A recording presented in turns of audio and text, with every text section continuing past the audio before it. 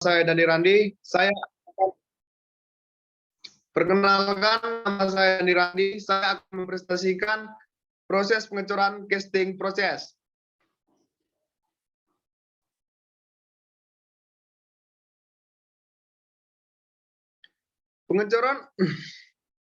Pengecoran adalah proses manufaktur di mana logam cair dituangkan atau ditekan ke dalam cetakan, kemudian dibiarkan tersoliditas sehingga didapatkan produk yang sesuai dengan cetakan. Pengecoran merupakan proses tertua yang dibuat manusia dalam pembuatan benda logam. Jenis-jenis pengecoran: 1. Set casting, diet casting, investment casting, low pressure casting, centrifugal casting, plaster casting. Kelebihan dan kekurangan pengecoran logam. Kelebihan pengecoran logam: komponen besar dapat diproduksi dalam cor satu bagian, bahan yang sulit atau mahal untuk dibuat dengan menggunakan proses pembuatan lain dapat dicetak. Dibandingkan dengan proses manufaktur lainnya, pengecoran lebih murah dan jumlah sedang hingga besar. Bahan yang meleleh dapat mengalir ke bagian yang sangat kecil sehingga bentuk yang rumit dapat dibuat melalui proses ini. Bisa menuang hampir semua bahan yang mengandung besi atau non-besi.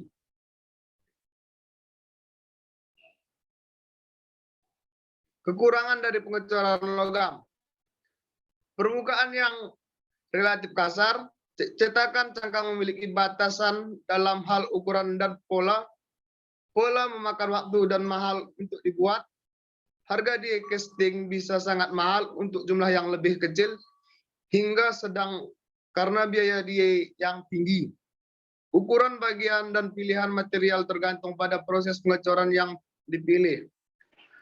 Akurasi di dimensi dan permukaan akhir yang dibuat dengan proses pengecoran pasir merupakan batasan dari teknik ini.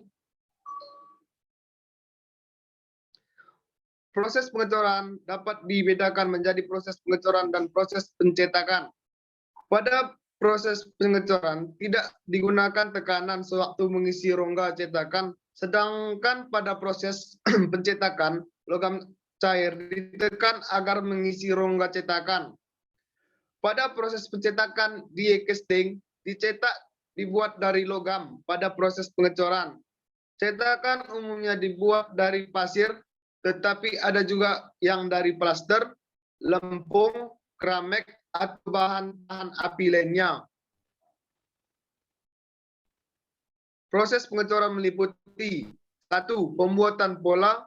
Proses pertama ini bertujuan untuk membuat pola cetakan. Yang akan dibuat untuk pola ini bisa dibuat menggunakan kayu atau plastik logam. 2. Pembuatan cetakan. Selanjutnya, pola yang sudah dibuat tadi dijadikan pembuatan bentuk cetakan. Untuk jenis dan secara pembuatan berbeda-beda, tergantung jenis pengecorannya. Salah satu contohnya yaitu pengecoran dengan cetakan pasir, maka bahan cetakannya akan menggunakan pasir sebagai bahan cetakannya. 3. Peleburan dan penuangan logam.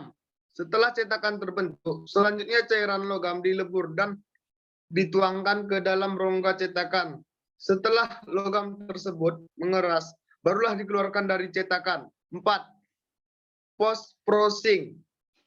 Ini adalah langkah terakhir yang dilakukan setelah benda logam dikeluarkan dari cetakan. Biasanya dihasilkan cetakan akan dibersihkan dan dirapikan sehingga bentuknya lebih halus.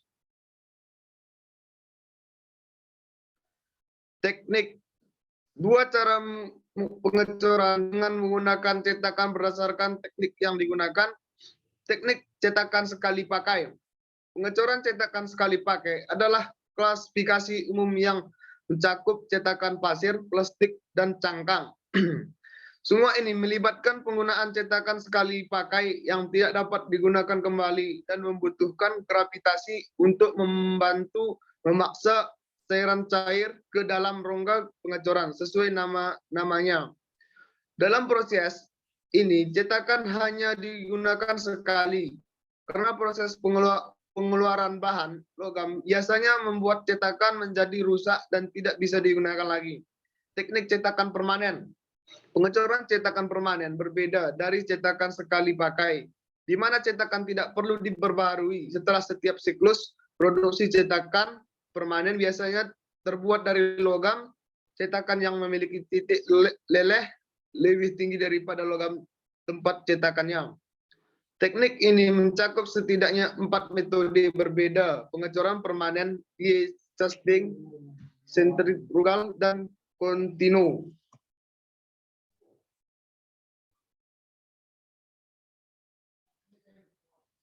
Klasifikasi cetakan berdasarkan bahan yang digunakan. 1.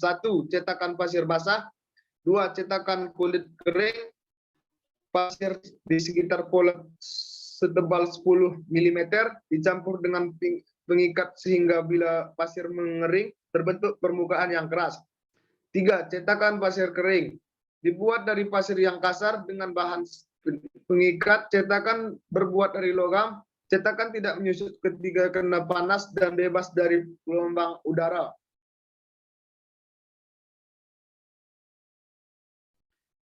Cetakan lempung. Untuk benda cor yang basah terdiri dari batu bata yang dilapisi lempung kemudian diperhalus permukaannya. 5. Cetakan puran. Pasir kering dicampur asam fosfor mempercepat dan resin puron. 6. Cetakan CO2. Pasir dicampur dengan natrium sikat kemudian dialirkan gas CO2. 7. Cetakan logam digunakan pada proses cetakan tekanan logam dengan suhu cair rendah. 8. Cetakan khusus. Cetakan dibuat dari plastik, kayu, kertas, semen, polyester, karet. Proses pembuatan cetakan. 1. Pembuatan cetakan di meja. Bench molding untuk benda cor yang kecil. 2. Pembuatan cetakan di molding untuk benda cor yang berukuran sedang dan besar. 3. Perbuatan cetakan seumuran pit molding untuk benda cor yang berukuran sangat besar. Pembuatan cetakan dengan mesin match molding lebih efisien dibanding dengan pembuatan tangan.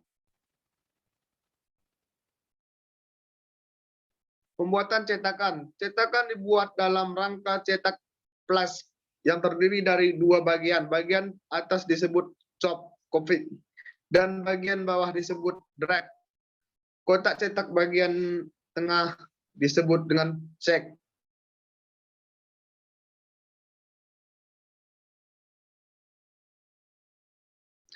Sistem saluran masuk berfungsi untuk mengalirkan logam yang telah dicairkan ke dalam rongga cetakan. Sistem saluran masuk terdiri atas 1. Cawan tuang untuk memudahkan penuangan. 2. Penambahan riser untuk cadangan seandainya ada penyusutan. 3. Saluran penyaring untuk mencegah masuknya kerak ke dalam saluran turun kedua. Penambahan buntu ditempatkan di atas saluran masuk logam cair agar mudah memasuki rongga cetakan apabila diperlukan.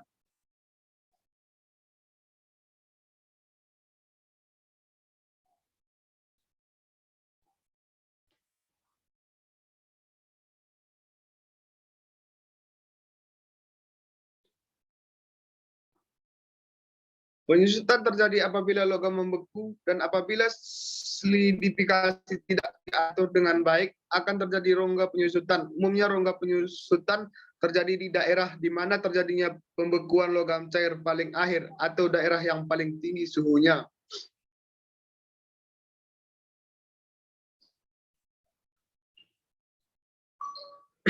Sekian dan terima kasih. Assalamualaikum warahmatullahi wabarakatuh.